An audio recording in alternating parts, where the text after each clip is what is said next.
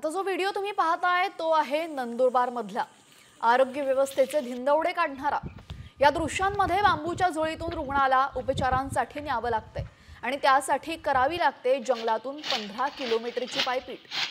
तरुणाने खांद्यावर रुग्णाला वाहून नेतानाची दृश्य आणि या दृश्यामध्ये आदिवासी बांधव गेल्या 2 महिन्यांमध्ये बांबू झोळीतून जीवघेण्या प्रवासाची ही तिसरी घटना आहे।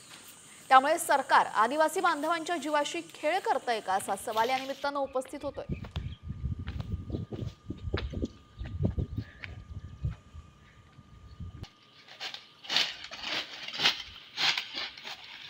आता जो व्हिडिओ तुम्ही पाहताय तो आहे नंदुरबार मधला आरोग्य व्यवस्थेचे धिंदवडे काढणारा। या दृश्यांमध्ये बांबूच्या झोळीतून रुग्णाला उपचारांसाठी न्यावं लागतंय आणि त्यासाठी करावी लागते जंगलातून 15 किलोमीटरची पायपीट। तरुणाने खांद्यावर रुग्णाला वाहून नेतानाची दृश्य आणि या दृश्यामध्ये आदिवासी बांधव गेल्या 2 महिन्यांमध्ये बांबू झोळीतून जीवघेण्या प्रवासाची ही तिसरी घटना आहे। त्यामुळे सरकार आदिवासी बांधवांच्या जीवाशी खेळ करतंय का असा सवाल या निमित्तानं उपस्थित होतोय।